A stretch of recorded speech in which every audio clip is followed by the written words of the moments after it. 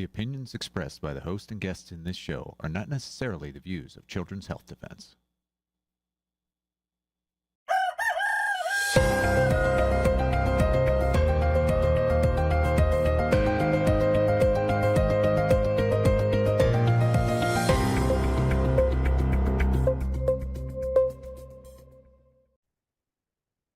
Good morning, America.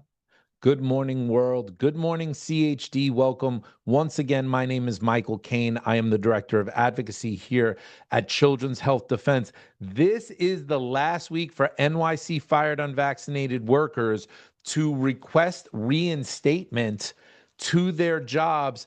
We have email addresses that you need to email. Here's the email addresses for New York City Department of Education, NYPD, FDNY, and DSNY. Let's screenshot it, pause it, whatever you need to do. Here are 4 more additional emails that we have gotten here, and we have gotten them thanks to my guest and thanks to Councilwoman Joann Ariola. They have been fighting so hard for us. Today I'm going to be speaking to Phyllis Inerillo, who is the Chief of Staff for Minority Leader Councilwoman Joann Ariola in New York City. And we're going to be going over what happened with this reinstatement, what's good, what's bad, what's ugly about it, what's the deal with Mayor Eric Adams at the very absolute last second that this could happen. That it is happening. So we're going to go through all of that. I'm really excited to have Phyllis on here. You guys have no idea how much she has done for us, fighting for unvaccinated workers for years, mostly behind the scenes. I'm glad she's coming out from behind the curtain today to talk to all of you and give you a little idea of what's going on. Over at the Teachers for Choice website, we also have 14 questions and answers from DCAS. DCAS is basically the HR department of New York City. We got these answers also thanks to Phyllis Inerillo and Joann Ariola, the only 2 people in government in New York City who seem to be continuing to battle for us and try to get some answers to it's just clouded in it's a poor rollout. It's almost mysterious. We still don't know everything about it, even with only 5 days left to send the email. Remember, December 5th, this Friday, is the last chance for you to get that email out. We actually even sent an action alert across the country yesterday here at CHD to Tennessee, South Carolina, North Carolina, Florida, or New Jersey, Pennsylvania, states that New Yorkers have fled to, just trying to get the word out. So people are aware of this. Defender did a great article, a great report about this. Fired New York workers who sued city over COVID vaccine mandate, says new rehiring plan falls short. Urged Supreme Court to hear their case. The case Kane versus City of New York is asking to be heard by the highest court.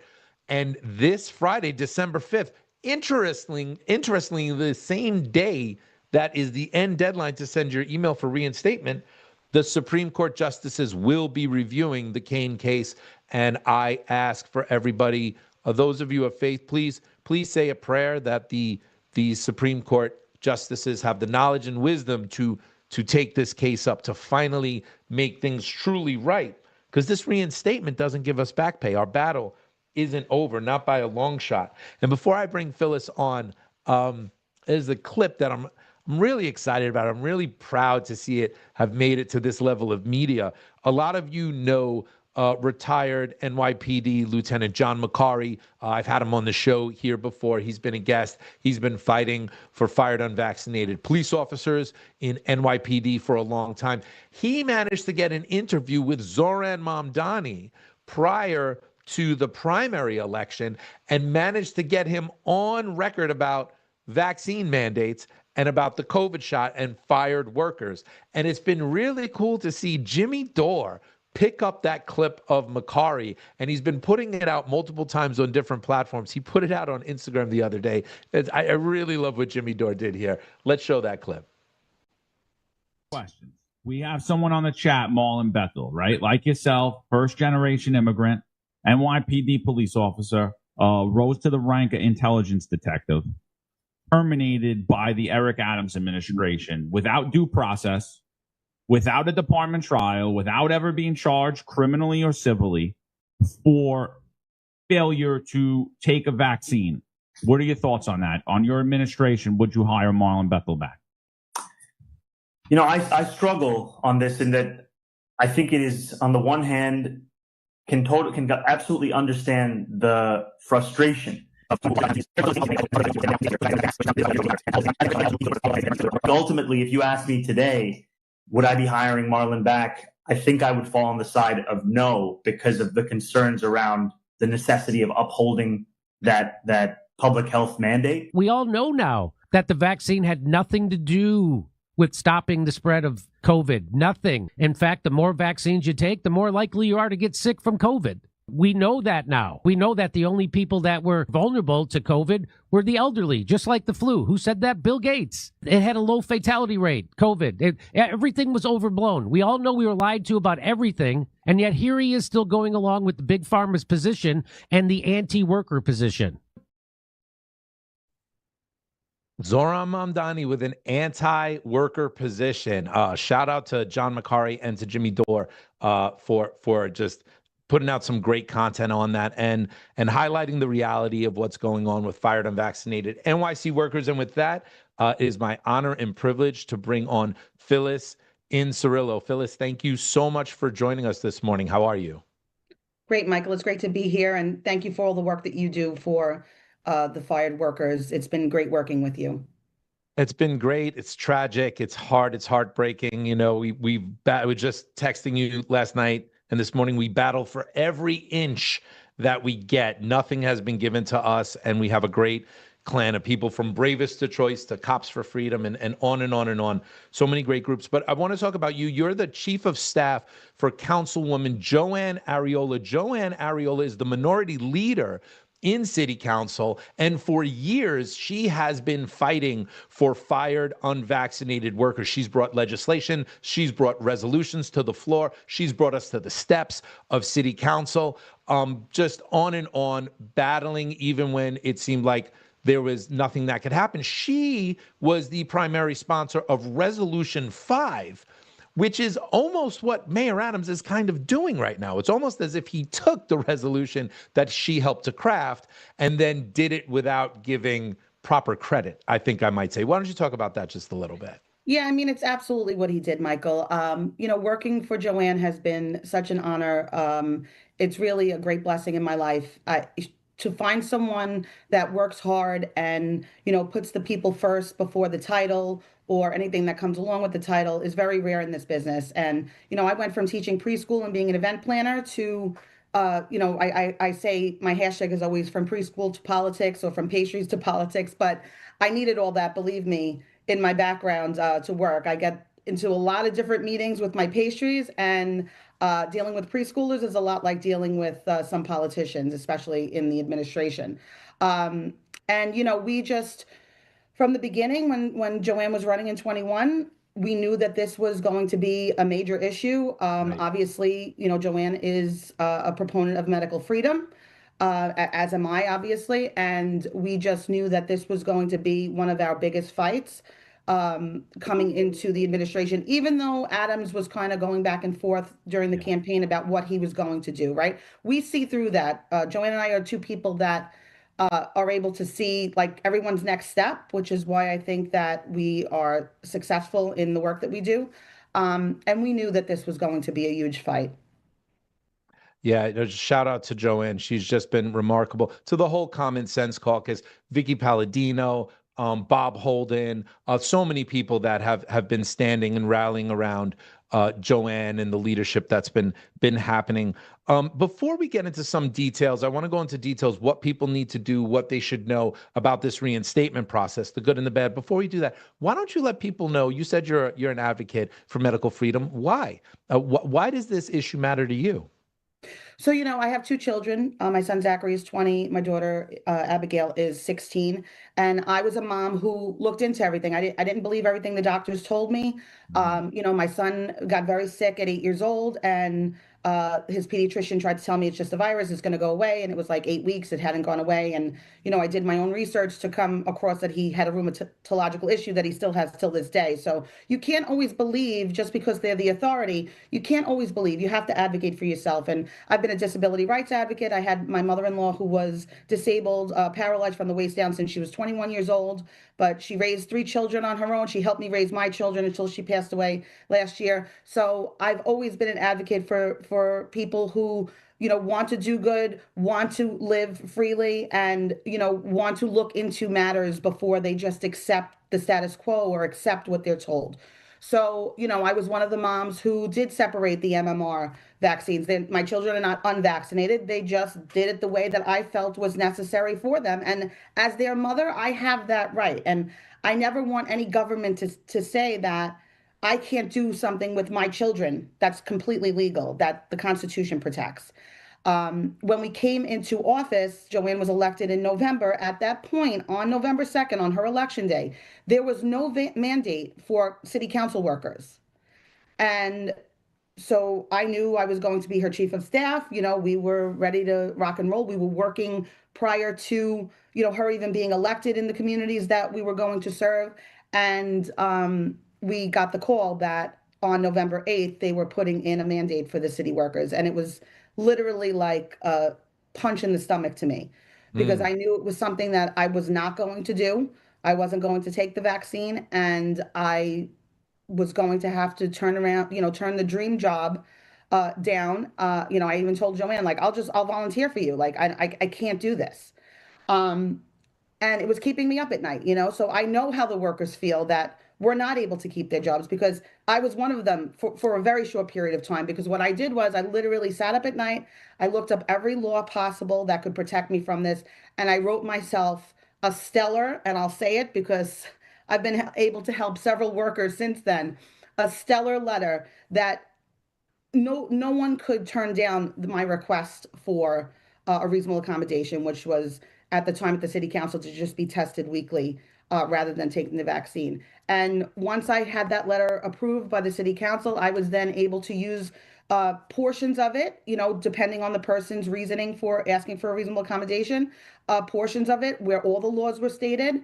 In there, a lot of times they were asking for a letter from your pastor, a letter from your rabbi. That is illegal. That has no bearing. A person's religious or moral beliefs are their personally held beliefs. And the law states that you have to abide by those beliefs, whether I think that God is an alien from Mars or I believe it's my Lord and Savior Jesus Christ. You have to just accept it at face value. And that's what the law states. And I want to interject, because that's the most crucial point to me. The thing that offended me the most was when I was told I needed a cosign from somebody else between me and my God.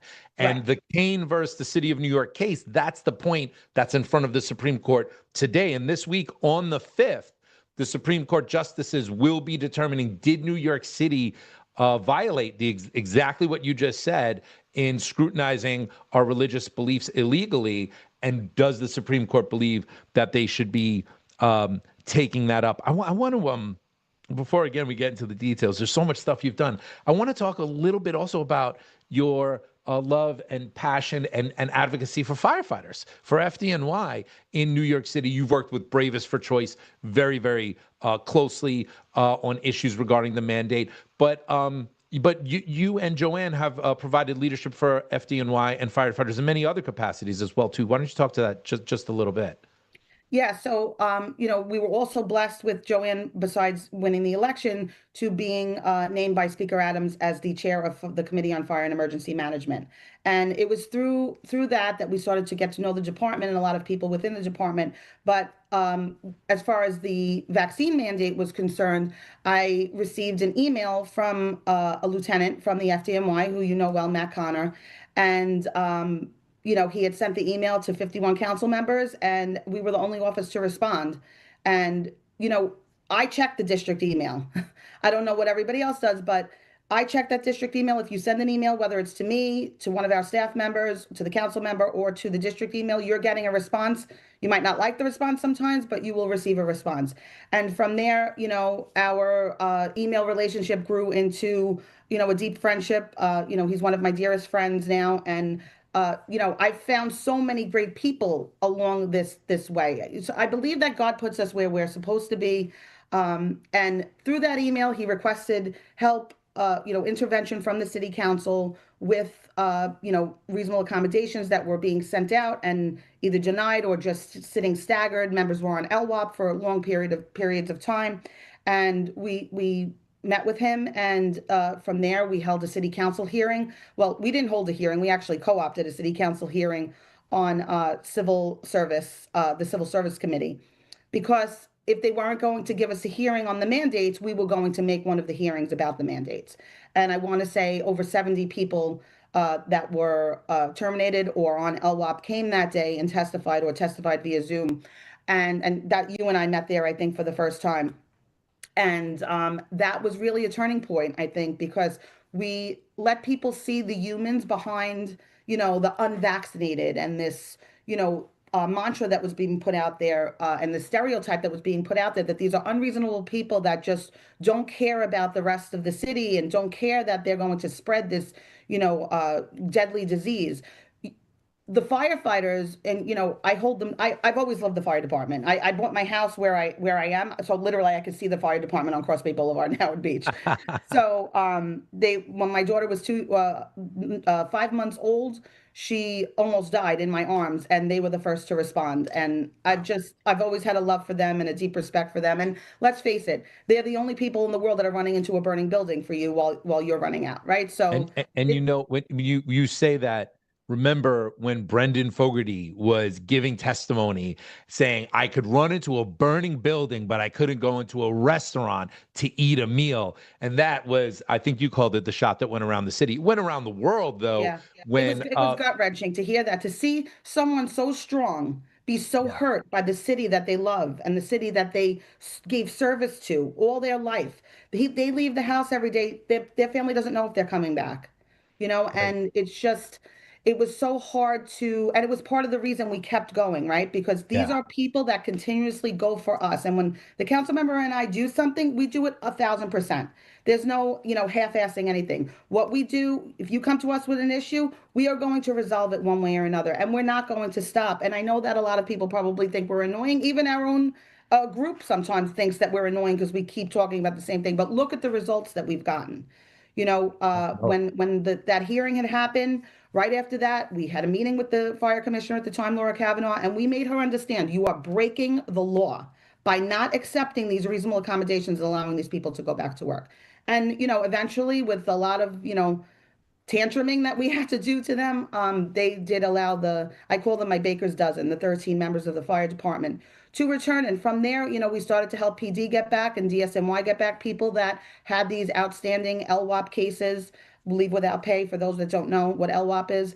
And we just kept going. And, we have been, people see us coming and they're like, we know, we have to do something about the workers. So, and I'm proud of that. I'm proud that, the mayor's administration would run away when they would see us coming into City Hall because they didn't have an answer for us. And, and I think some of them are embarrassed that they had to stand by this ridiculous, now 4 years later, blockage of city workers when we need them in the workforce. It's not all of the agencies are depleted.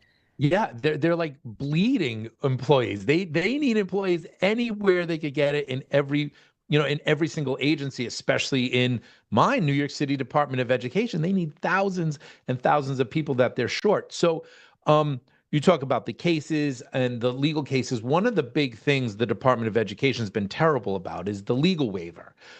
They've been requiring us to sign a legal waiver to go back to work.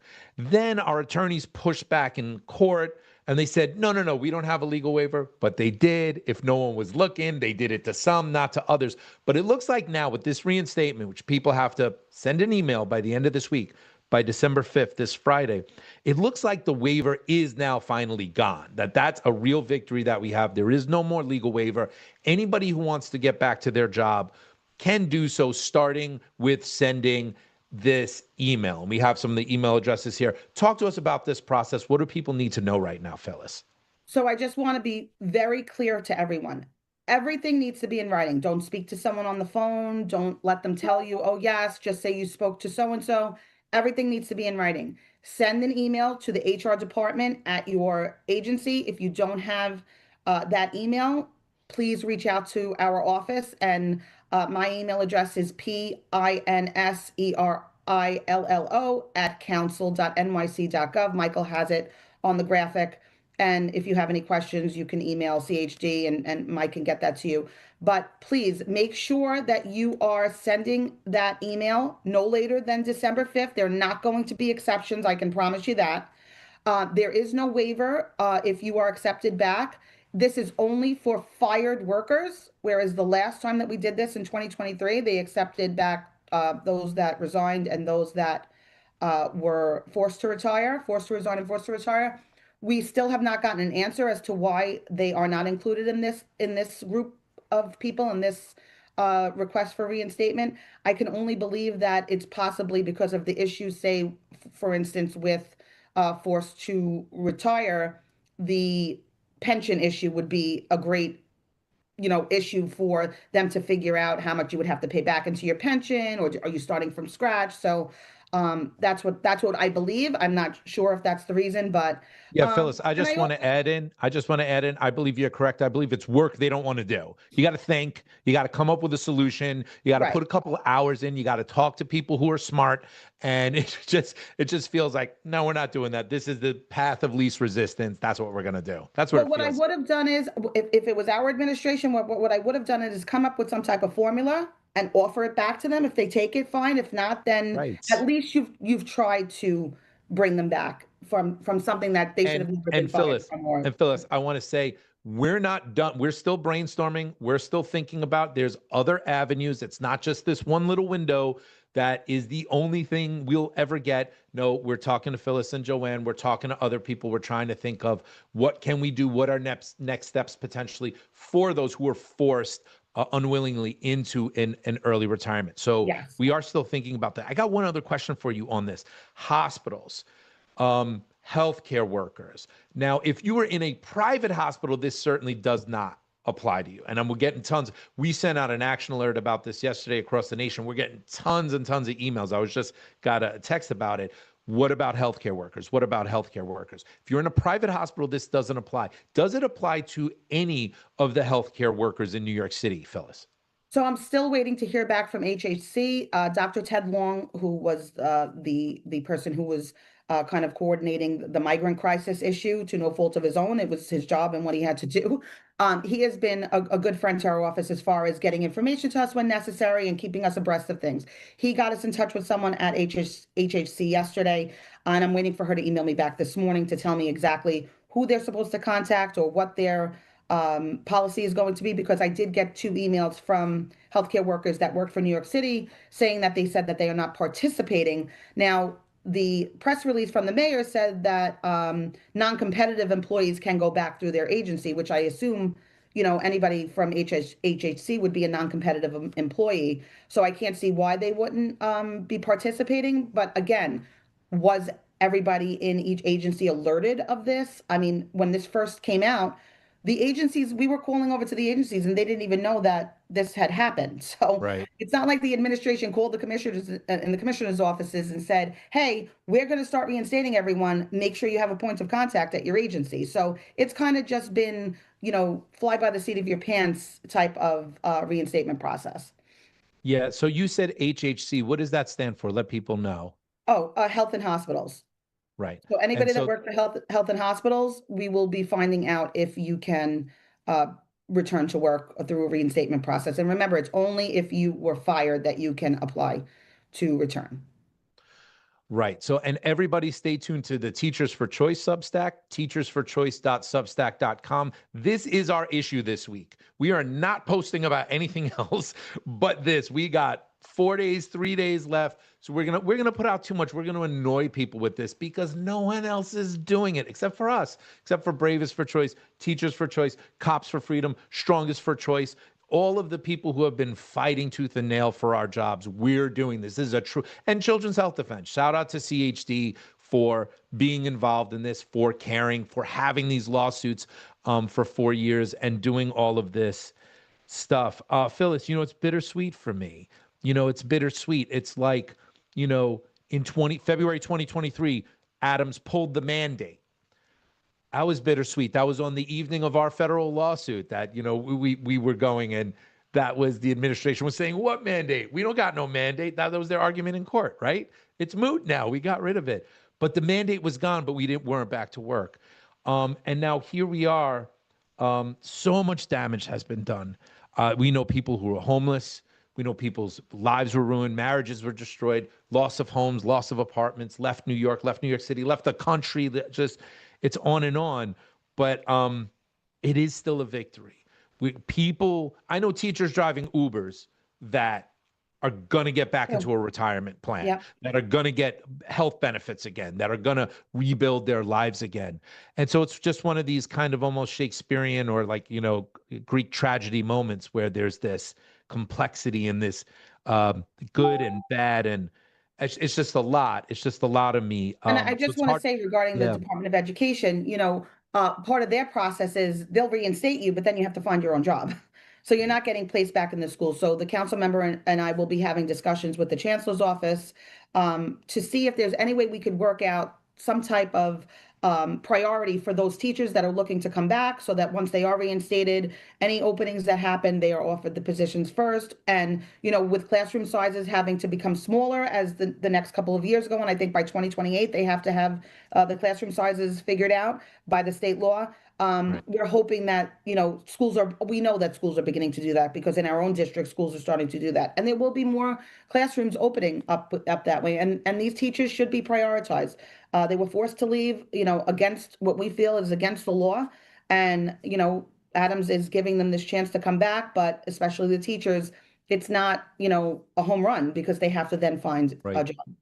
Any form of kindness towards us is going to go so far. We've been treated like lepers for years. I mean, even just the smallest little pieces of consideration are going to help the city. I mean, it's going to help us. Look, I sent my email. I'm waiting to see what they say back to me and see if I'm going to be going back to my job or what's available. Nobody's received any response yet. Actually, that'll be my final question. I've not heard anybody get any responses except for auto replies at this point. Has that been your experience too? So FDNY has received responses. Wow. NYPD has received responses. I want to say the Department of Information and Technology has received responses, those working there. I spoke with someone at DOT yesterday. She hadn't gotten any requests yet. I did put her email, Janice Straughter, I did put her email on the new graphic.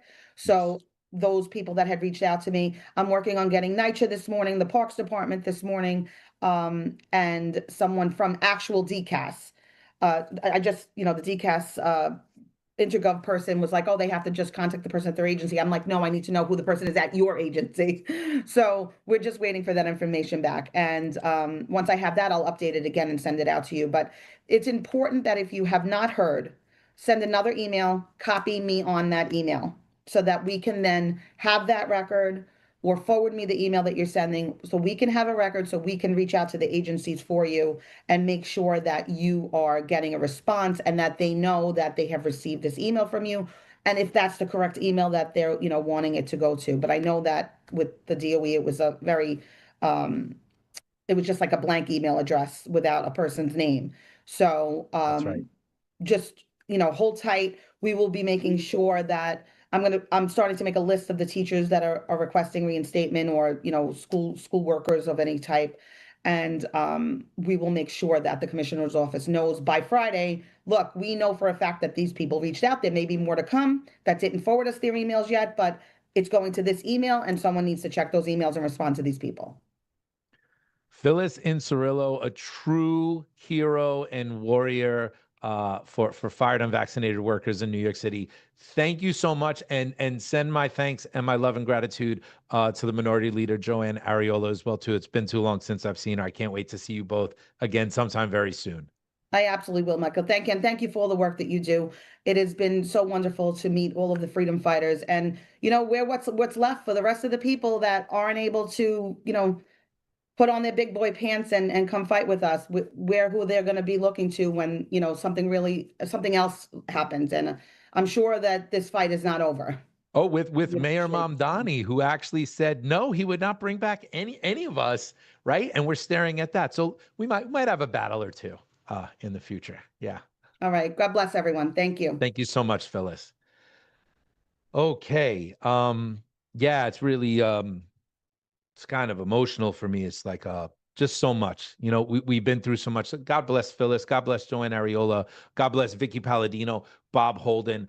There's so many others. There's so many others, but Joann and Ariola, Vicky Palladino, they were there very, very early and very strong, for us. So I really appreciate it. Oh, so we got more coming up now. First, just a couple other headlines. Mary Holland put out this tweet. The ACIP committee is going to be meeting. They have the rough draft, and it actually looks really, really good. What they're going to be talking about, that's going to be on the 4th and 5th, this Thursday and Friday. CHD TV will be live streaming the ACIP meeting. So you definitely want to make sure to check that out.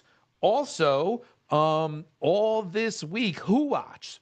CHD TV is going to be showing the 4th meeting of the Intergovernmental Working Group on the WHO Pandemic Agreement this entire week. That is streaming at chd.tv. So you want to make sure to check in on that. And now we have the amazing, the legendary Meryl Nass, who is going to be talking about farmer tricks of the trade. Let's show that.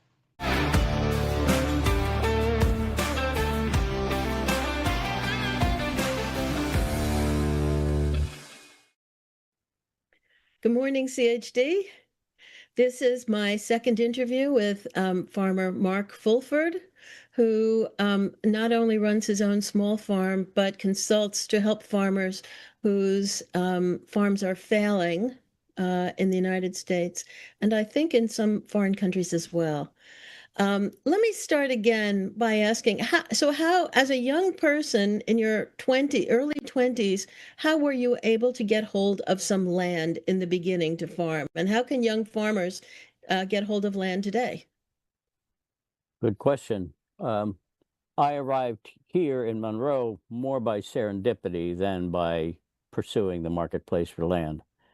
I was invited to move off of Vinyl Haven, where I would work and rent in the winter, well, actually year round for a while. And but I always wanted gardening and farming in my home base, and you couldn't afford land on the islands. Still can't really, unless you got really deep pockets or you're connected to somebody through inheritance. So this wasn't an inheritance. This was just an invite to join what was mostly one family's enclave on a farm right in Monroe. Eventually, in 1982, became a so-called land trust, and ever since we've been trying to work out what it means to have trust, not just land. So there we are.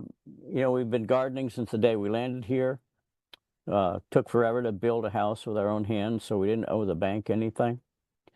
And if you have land and you have nothing, you kind of have to think about where you're going to live and how you're going to make your income while you're settling and building out infrastructure, unless you came into an already existing farm with some outbuildings and all that stuff like that. So it took a long time. Growing vegetables was not something that could really pay the bills very well. I went at it, and then later on with my wife Paula, we just kept at it hard for an awful lot of years, growing produce and fruit. An orchard came into maturity and started to bear and all that stuff. But I've always had to have something of an outside income, an outside job. because with very limited acres, we weren't trying to like grow vast volumes of wholesale produce. We were just doing short dartings into town, to co-ops and restaurants and things like that. And so it was like, split income. Right. Unless you, I think at least 80% of family farmers have to have an outside income at this point in yes, time. And yeah, so farming is a labor of love rather than a labor that you're going to make a lot of money from unless you inherit a large amount of land. Is that correct? that's true, and it's a tough conversation to have with a lot of young folks who really jump into it all. But if they don't start with a pretty big nest egg, to buffer that time where they're getting their wind and get their feet underneath them, it can take a decade or more. There are small farms around Maine that are inheritance farms, and it's passed from one generation to the next, and that's probably the most effective way to do that. And then there's things like Maine Farmland Trust, as there is some other states, where older farmers going out are looking for someone who still believes and loves the effort of farming, and they don't want the land sold at the highest price or developed. So they try to find a match between the older farmers going out and maybe a young couple taking it over. Now, that doesn't always work out that great either, but it's better than just cutting the whole line and saying the real estate market's going to take everything. Well, why don't we move on to what kind of problems a farmer has or that you've had over 40 years of farming and how you got over them? And this could be anything from pests to federal investigations, reimbursements, how you have intersected with the state and federal government, etc. We have kept out of the limelight as much as possible as far as being involved with state and other regulatory agencies. I'll include organic certification in that same bracket. In the year 2000, we realized that they were going to try to federalize the organic label, which they did, USDA organic. And quite a number of us smaller farmers knew exactly what that really meant. And that means huge oversight and less quality control. And we have almost no say in the organic certification process. And I'm a very hard person to get along with in the regulation world. So I try to, things that came up. Oh, if you wanted to grow American ginseng, you have to have a license. Do you know that? If you wanted to make cider, you had to be licensed. If you wanted to do maple syrup, you had to be licensed. It was almost like the church of regulation was always expecting the farmers to tithe them. And they really didn't do a whole lot for us except to take money and have us fill out, surveys and everything like that. When it came to organic certification, we said, I think we have a customer base that doesn't really care because they've been to our farm. They know how we farm. We're like an open book of how you can do things without toxifying everything safely, cleanly, and all that money that would normally go to certification, never mind all the time of justifying things on soil tests and filling out sometimes very long forms, because you have all this history that they want. So we said, we're going to drop that. We're going to drop the organic certification thing because our track record says it hasn't really improved our way of life.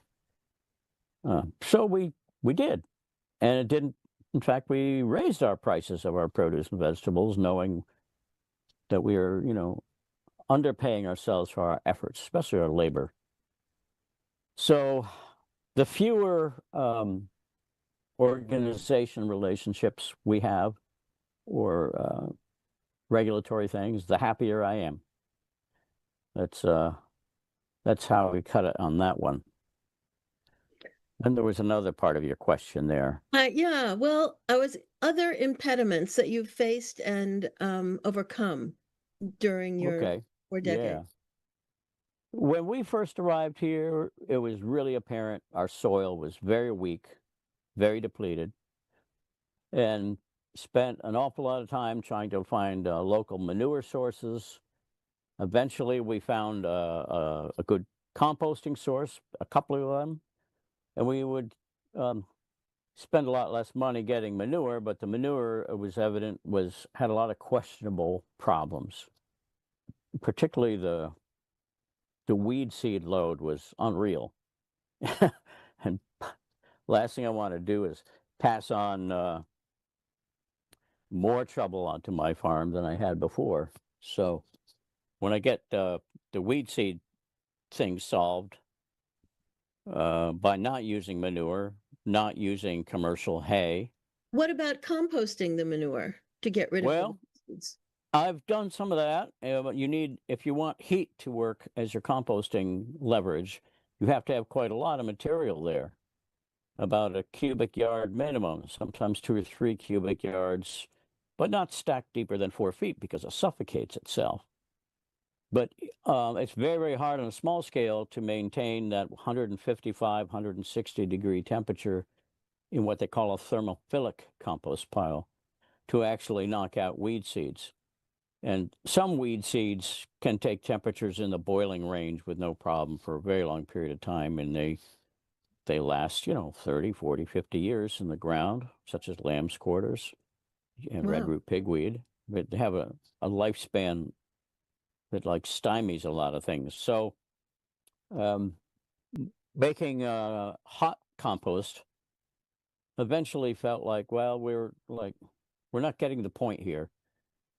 If I can make just a small amount of really high quality compost, and not necessarily hot, but cool, more fungal dominated with woody products and leaves with the grass, that sort of thing, then I can get more out of that than trying to make great big clouds of steam, trying to cook off weed seeds, when I really could have been asking the question originally was, why are the weeds there in the first place? And that's at the beginning of a really big topic, and an exciting one. I want you to get back to that topic, but so how are you killing the weed seeds in the grass? Not using regular grass mulch, but the mower is always cutting the grass before the grass ever goes to seed. I see. You're consistently mowing it in a juvenile state. The nice thing about those grass clippings is they're full of protein and sugar. And it's a chlorophyll. It's still in the green state and it's wet. So if you left it in a big pile or didn't take it out of the mower bags, right away it would heat and kind of start stinking. And that smell is a signal that you've got lots and lots of ammoniacal or protein-based ammonia in the system, which is tremendous growing power. And then if you have a big pile of leaves, you can mix the two. So when we've done that, because the leaves are primarily carbon, they have a, say, 50 to 1 to 100 to 1 ratio of carbon to nitrogen, but the grass has a much higher ratio of nitrogen, and therefore you can mix them where you wouldn't want to use maybe either separately. Is that correct? They're synergistic together. Yes. And the other nice thing about the leaves, as I was mentioning earlier, is they don't usually have a weed seed issue. If you get them from a municipality, sometimes they'll have junk, toys, dolls, bottles, a little bit of trash mixed in. So watch out for that. And the other thing that's been interesting about using green grass clippings is that is like jet fuel. And that's the green side, and the leaves are the brown side, or really old wood chips. I never put compost down into the ground. I always leave it right on the surface. I might mulch over it, but I'm trying to make a copy of nature's layer system. So that's where the root zones are. That's where all the biology does its wheeling and dealing between the plants and the soil. And when you're making that compost, that's like a giant cow's stomach, really. And you can put your minerals in there and have the compost digest a lot of them. So if you put too much lime on, however, you'll cool it off. It won't reproduce as quickly. So sometimes wait towards the end of a composting system when most of the materials are broken down so they're not quite recognizable. or they're semi-recognizable. That's like the 1/2 and 3/4 stage of the digestion process. And that's where the heating up system has gone by, the compost is cooling, and then you can start assuming you're going to have fungal domination picking up, and that's the greatest time to put in your minerals and mix it. Yeah, so I interrupted you when you started to talk about why the weeds are there in the first place. Oh, yeah. Well, you have to check the sources of stuff. If you think about a lot of the hay in Maine is mowed at a time when the plants have already gone to seed. They call it first cut. And that's where most of the really high levels of weed seed, grass seed are involved. And that doesn't matter at all to most people doing dairy because the animals just eat it all. And what they don't digest comes out in the manure. And of course, that manure, if you let it sit in a plot of the garden land unattended, will grow quite a crop of weeds and grass, particularly difficult grasses to control. And broadleaf weeds, they're a different system. Let's see. I had a book here. When Weeds Talk. Yeah, and Yes. the author is there. J. McCammon. J.L. McCammon. CAMAN. Yeah. So that statement is really very profound. When weeds talk, that means instead of taking a soil sample to the lab, you identify all the likes and dislikes that all the different weeds or things we call weeds actually have, because the weeds are incredibly accurate indicators of soil biology, soil structure, and soil chemistry all at once. And some weeds are perennial plants that are like the makeup of sod in fields. And then the other side of it is weeds that appear after you have tilled the soil and disturbed the soil. Two different things going on there. But the groups of weeds that are stable or in reaction to our disturbances of the soil share common knowledge, shall you say. And you can use that book to identify prevalent conditions or malnutritions and deficiencies by using plants as the laboratory or the indicator. What's nice about them is they are on-site reality checks, whereas a chemistry lab is a removed, very narrow spectrum view of your soil. If you have both things going on, a soil report coming back, and then you also have all the weed indicators or plant indicators, I should stop using the word weed, really, then you have a much, much better view of what you need to do and what you need to amend, and maybe change your practices altogether so that you don't trigger, weed growth. Well, so give us some weeds examples. like to grow when we... Go ahead. I said, give us some examples. If you switch from bare soil cultivation to mulch cultivation, there's a few downsides, but mostly upsides. If you always have a mulch material that's partly decomposed or fully decomposed, and you see weeds popping up where you just planted stuff, if you can isolate the plants that are coming up that you choose to put there, and then smother the weeds that are in that system, you have to do a lot of it by hand if it's a small operation. It's very effective. Some people call that the Ruth Stout method. And leaves are particularly good at that. In some cases, that wet grass clippings that you rake up or take out of a mower bag, put down on, especially around a hungry crop that demands a lot of nitrogen, like squash and corn, tomatoes, and things like that. Spinach, lettuce. So those mulches will grow a lot of those plants extremely well. Or you can sheep mulch, and sheep. Well, I guess we should say more than mulch, but you're basically covering the whole surface of a garden area, and you can start plants in plugs and make just a little pocket or dibble a little hole and drop the plant in if it's pre-started, and there's virtually no pulling of weeds, even though the weed seed's there. Eventually, the weed seed gets consumed by insects and loses vitality due to age. But if you take that mulch and you till it, thinking you're tilling in your leaves and doing the right thing, you wake up the weed cycle all over again. And that's the story of agriculture. Is disturbed soil creates more problems than it solves. And we've been taught to say, well, you know, when you're a thoroughly tilled field or farm, well, there may be instances when you have to start from scratch, but anytime you can create a window of opportunity where you're not tilling, you're also not pulling weeds. You're smothering, mulching. Or perhaps for a larger farm, growing an allelopathic cover crop in place and not removing that material or tilling it in, but crimping it down and allowing the plant chemistry to fix the soil for the following crop. Now, that may be outside of our range that we can talk about today, but it's a really huge game changer in agriculture.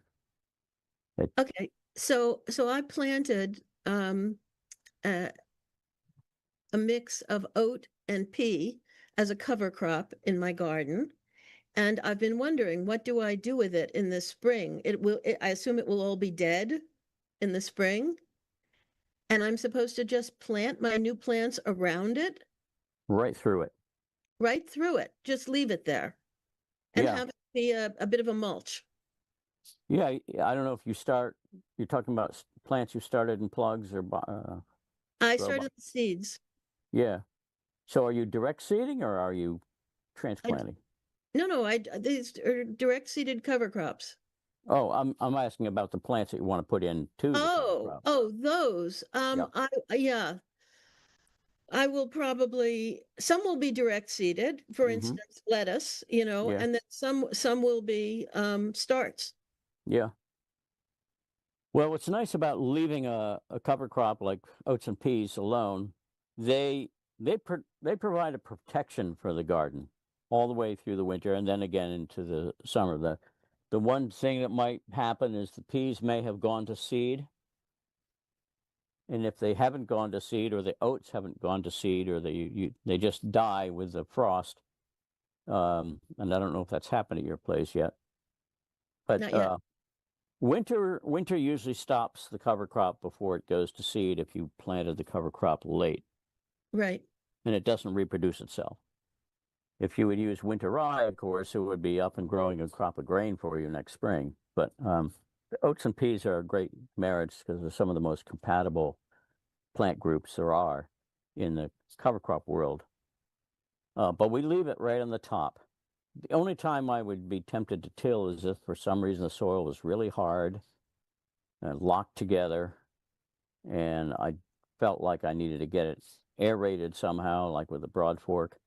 Yes. So, and sometimes that's happened, probably more often than I would want to think.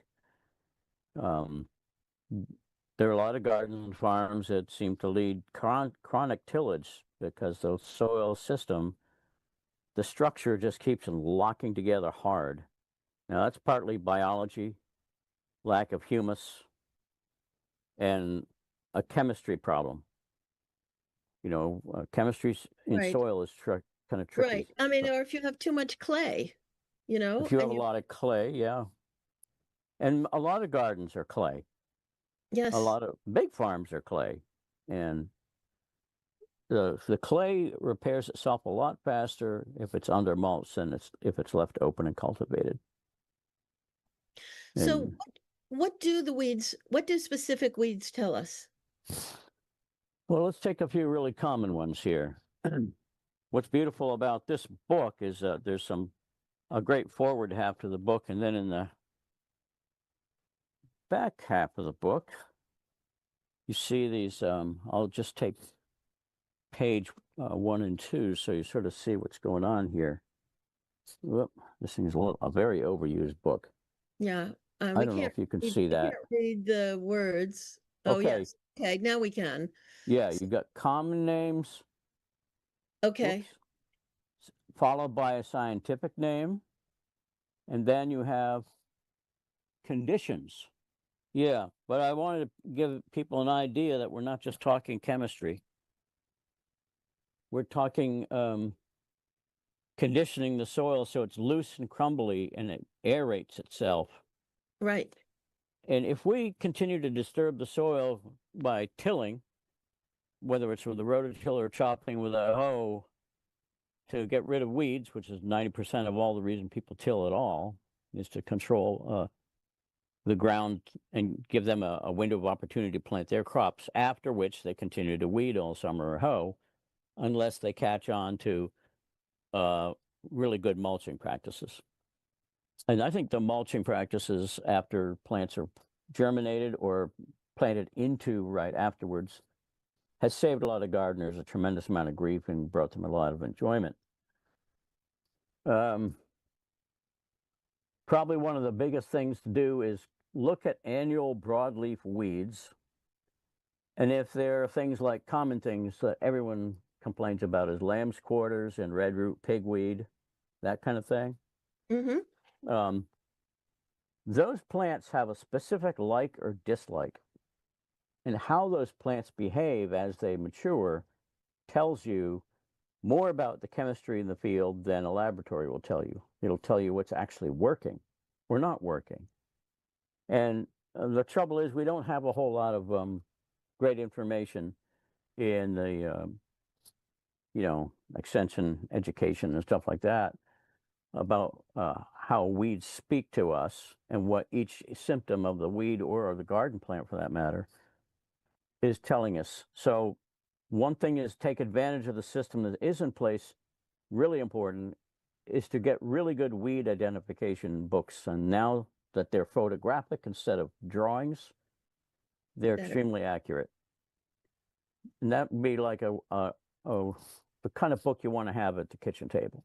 Okay, but tell us what lamb's quarters or redroot pigweed can tell us. By color or by shape or what? Yeah. Well, lamb's quarters and redroot pigweed, they do not need a mycorrhizal soil system, and they are one of the first reactors to soil disturbance. And if they are overwhelming, they usually tell you that you have excesses of nitrogen. You probably have materials in the soil that are not decomposing well because the soil structure is not breathing. It's stuck or compacted. If the lamb's quarters and pigweeds grow really tall and rank and bushy, that's probably a lot of nitrogen involved. If there are seemingly millions of them and they go to seed when they're really short, that probably means you have more sulfur, more phosphorus, like chicken manure type of things in that system. And the plant is hastens to reproduction much faster than if it would if it was grown like a leafy vegetable. So the more that you can get soil closer to like 6.5 pH, 7 at the most, and you have all the broad spectrum minerals and elements ready to apply or amend your garden with, then those plants are worth more than the soil test. So typically, when you get a lot of these annual broadleaf weeds, which are not that hard to manage, it's usually telling you there's an imbalance. There's too much potassium, not enough phosphorus, certainly not enough calcium, and in many ways, a whole lot of other trace elements are missing. Copper, zinc, manganese, magnesium, all this stuff is really, really important. Complex. You told me that you order a mix of minerals from an Amish company. Yes. And that they make a custom mix for you. So you tell them which minerals you want. Now, tell us how you determine that. And do you use the same mix on all your crops or just some of them? Not on quite all the crops. The mix has usually 15 to 16 components, and it's based on what I know about my land using, and I don't do chemistry soil tests really anymore. I know what I'm looking at after 45 years, but I will use the weed profile and the reaction of my garden plants to tell me where my deficiencies are. But I would say, by and large, our mixes, one has no nitrogen sources in it whatsoever. and that goes in the orchard. And the Amish make that for a lot of farms. It's called fall blend P or fall blend C, whether it's for needing phosphorus or calcium, respectively. And they're very cheap compared to a lot of things. And then the mix I have, I wanted to be able to grow any kind of crop or vegetable, and it wouldn't offend anything. So that also has, agricultural proteins mixed into it, and seaweed and inoculants. So that's important. I might have 4 kinds of calcium, 3 kinds of phosphorus, 2 kinds of potassium. And then there's, like I was mentioning before, there's the, here's a typical soil test, which I know I'm just not aligning it very well. But I want everything you see on this left column. I'm not sure if we can see that right. There we go. Calcium, magnesium, CalMag, phosphorus, potassium, sulfate, sodium, pH, conductivity, and then the hydrogen, percent sodium, boron, zinc, copper, iron, manganese. Okay. That is where I begin my evaluation. That's only chemistry, and it doesn't say anything about structure. The word conductivity tells us about how much electromagnetic energy is actually passing through the soil system. People say, huh, soil's electric? And I said, it should be. Is it magnetic? It really should be. And we don't test for that much, or people don't want to take the time to consider the meaning of that. For example, if a soil is way down below 100 or even 50 or less on conductivity, it means there's no energy going on between the soil particles and their inherent load of minerals and elements. There's no reactivity. It's like a shorted out wire, or a dead battery in a car, let's put it that way. I'm trying to make an analogy here. Magnetic is something even fewer people want to talk about, but it's a huge factor in gardens and farms. Magnetism is both negatively and positively aligned, right? You got charges of different plus or minus signs. When you take a magnet and force both identical poles against each other, they repel. Everyone's aware of that. If you take the correct opposite sides of 2 magnets next to each other, they'll snap together, and that's the magnetic energy. And everything that's organic and originally was alive before and is carbon-based is diamagnetic. And everything that is was perhaps formed in fire, it's a minerals, most of the minerals, and with a standalone exception of oxygen, are paramagnetic. That means they're drawn to things of carbon and life.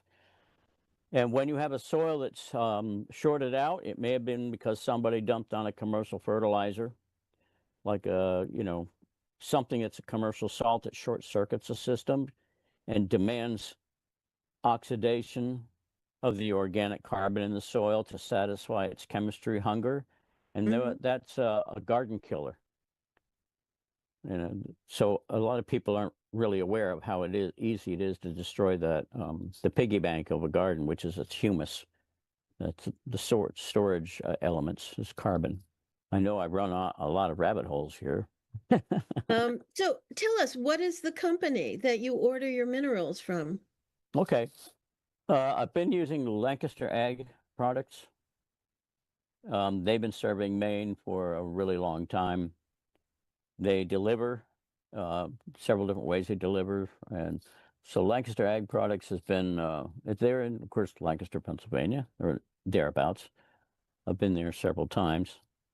And they make my blends since 2008, the one I use personally for my farm. And that same recipe seems to work out for really a large number of other farmers. So I usually order enough to share with people. We've got to put a pre-order together, and we split it down and figure out who's got forklifts and wagons and trailers.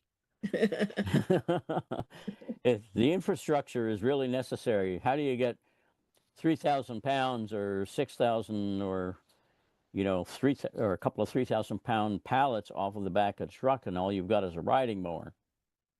Right. we have to be very practical about labor and equipment.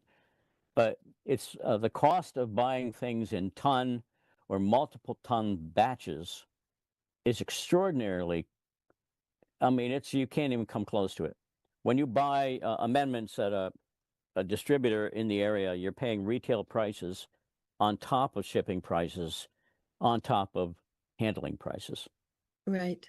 So if you can cut your basic needs of your garden with a customized blend, say for half the price, I'll do that any day. And so it was sort of out of a determination to do everything myself that I tripped across Lancaster Ag Products. And they're still in business. You want to see a phone number? No, people can Okay. look them up online. But Yeah, they look it now up. we only have a couple minutes, but at the very end of our last show, you mentioned SRI and what they can do. And I want you to expand on that a bit. SRI stands for System of Rice Intensification. So I don't know why a guy in Maine would get so interested in rice, but I did. But it was more about the process of intensification originally that I really caught my eye. Okay, and I heard you actually grew rice in Maine. Is that correct?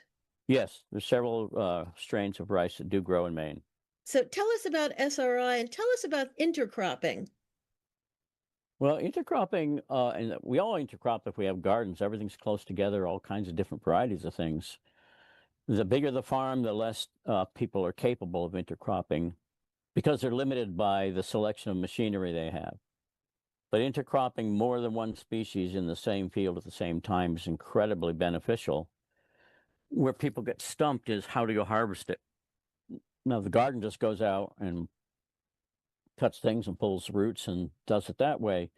But what if you had like 200 or 300 acres of mixed crops, and you would have to have a harvesting machine, often called a combine, that knows the difference between one seed and another seed. And the job of a really good farmer is to figure out, can they grow more than one species of crop beneficially in a mutual way, and be able to run traditional farming equipment to harvest, say, wheat in one pass, following maybe a month or two later of beans on the second pass, without ever having, to like interrupt Destroyed the beans in the process. Yeah. Yeah, like it would be winter wheat and summer green beans, or summer dry beans, not green beans, I'm sorry. So the wheat stands tall. It's got heads on it. The combine header can cut it right off below the head level and gather all of that wheat off the field, but you leave the stubble, all the straw is still standing. And the beans coming up right in behind it, the dry beans. It could be kidney beans, it could be soybeans, it could be, white beans or whatever.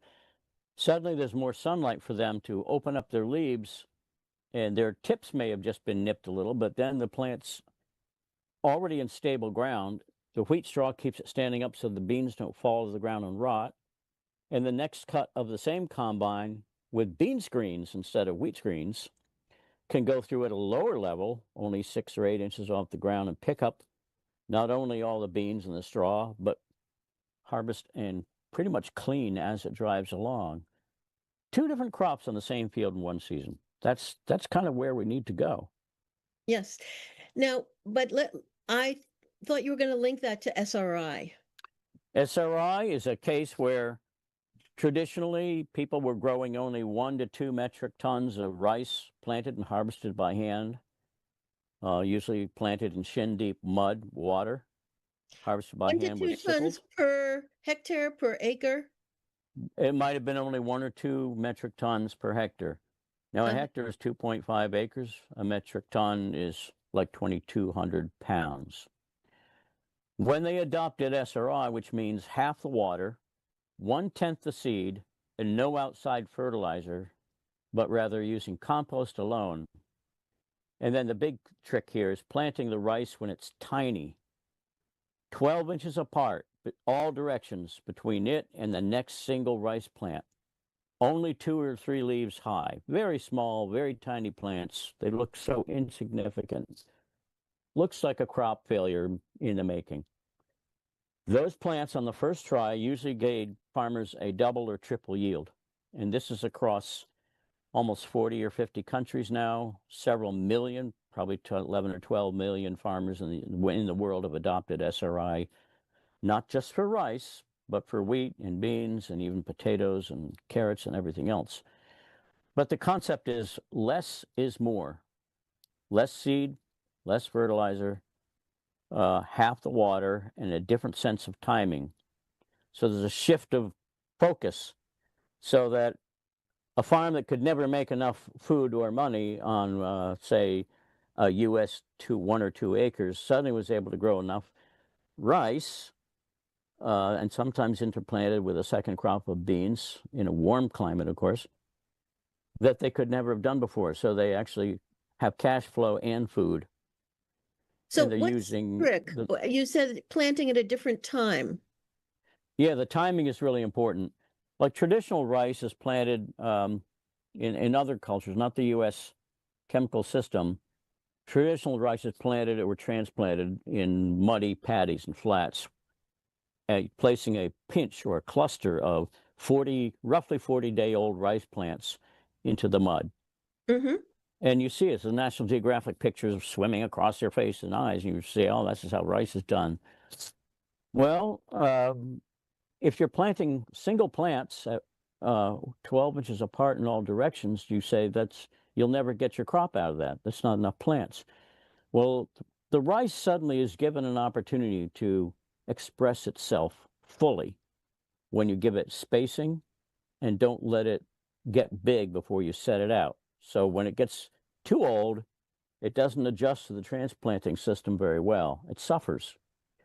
When we say half the water, that means the rice field is kept damp, but not underwater. One of the primary reasons of flooding rice fields is to control weeds. And yet, in rice culture, there are plenty of waterborne weeds that grow right in with the rice. Really advanced SRI has flood channels in between the raised beds of rice where they raise fish. And after the rice straw is done, they raise mushrooms on the straw, and so on and so forth with vegetables. It's very intensive. That's very interesting. The World Economic Forum and these people who are jumping up and down about climate change are now claiming that rice straw is a big emitter of, I don't know, methane or carbon dioxide, greenhouse gases, and they have to reduce rice for that reason. So, well, they just want to starve us to death. Yeah, exactly. We need carbon dioxide. We need more of it than people would ever realize. It is the gas of life. It's not just oxygen. CO2, nitrogen, and oxygen, a lot of minor gases are in our atmosphere. And that cycle of things breathing in and breathing out, which creates that exchange of CO2, oxygen, and nitrogen gases, is incredibly important. We are actually so deficient in carbon dioxide, whether people like to hear that or not. Right. And I'll just add that 79% of our atmosphere is nitrogen, and the trick is to get nitrogen out of the air and into the soil. And the way to do that is the peas and the beans, which fix nitrogen, which have microorganisms that fix nitrogen around their central roots. Is that correct? How would you say that? I'd say using legumes that colonize with nitrogen from the atmosphere is just a small piece of the picture. Every crop grown in a healthy soil will fix nitrogen and carbon dioxide back into the soil. Every crop. Yeah. The exudates of most plants on a daily basis of sunshine, a lot of plants shed as much as 30 or 40% of their daily manufacture of solar created sugars through chlorophyll. They dump it back in the ground. They grow soil with it. Wow. And it's never a one-way street. If the soil's healthy, it's always a two-way street. If the soil's been compacted and beat up with chemicals, it's a one-way street. Then it's just extraction farming. Well, thank you so much again, Mr. Fulford. Great show. Lots of good information, and I'm sure the farmers, would-be farmers and gardeners like myself are very grateful. for what you've taught us. Well, thank you for letting me jump all over the field here. I had a lot of half-finished thoughts, but we can do this again soon. Okay. All right. Thank you. All right. Thank you, Meryl. Thank you all.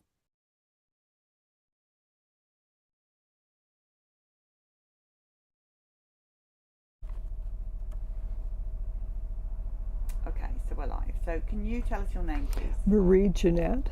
And this is a story about you and approved routine vaccinations. Correct. Okay, tell us what happened. Well, You know. I've had a lot of different vaccines trying to stay as healthy as I possibly can over the years. I took flu vaccines, pneumonia vaccines, my regular ones as a child, and didn't think much of it until about 25 years ago. I had a flu vaccine and had a horrible earache after that with trigeminal problems. The earache lasted for 2 months and I was really sick. And then recently, well, about 5 years ago, I had another flu vaccine and I had bad trigeminal problems after that. Tell people what that means. What trigeminal? Trigeminal is the nerve that's up here. It goes down deep behind the eye for me, down into the front of the jaw and down deep in here. And it is extremely painful, and when there's cold weather that hits it, it triggers it, and it can be quite painful, and which I've experienced, and now I'm on an antiviral to kind of calm it down. But after 3 vaccines with that trigeminal problem, I kept going to the dentist thinking, oh, there's something wrong with my teeth. No, it wasn't. And you were saying before that you get a bit of brain fog as well. yes, I get the brain fog quite often. It's kind of bad this week. That's okay.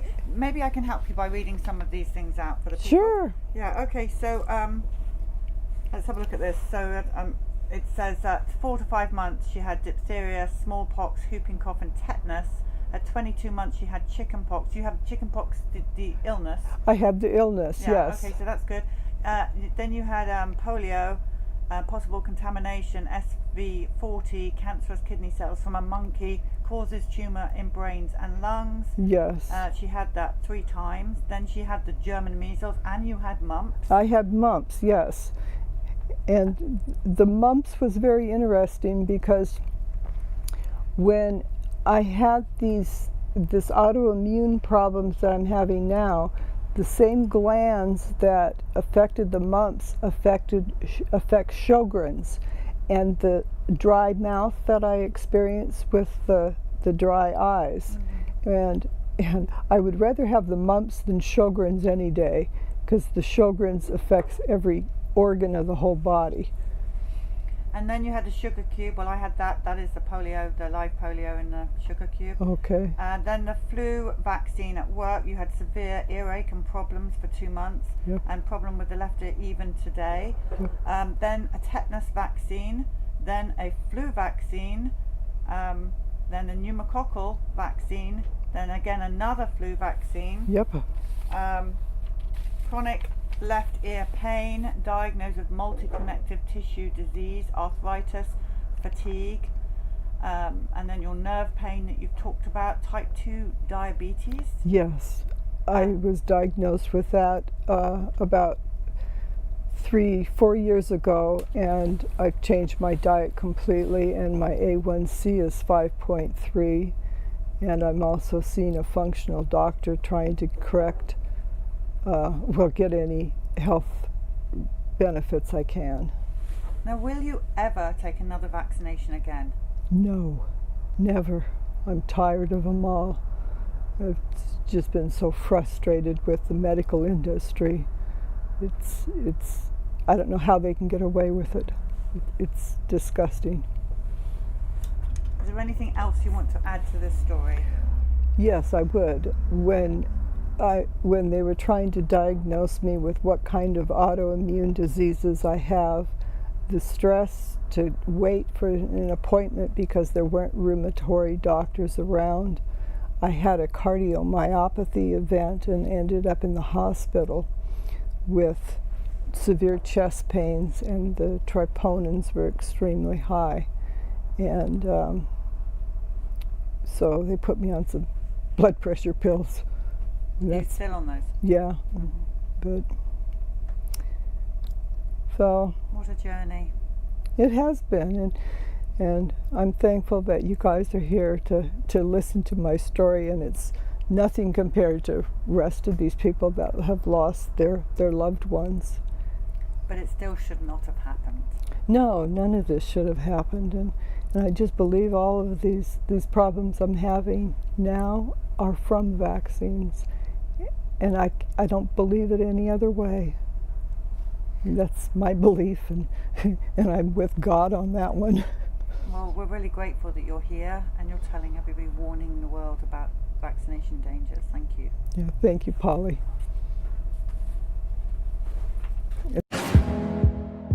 This and all CHD TV programming is made possible by generous support from viewers like you. Please consider making a contribution today to keep our programming going strong. Thank you.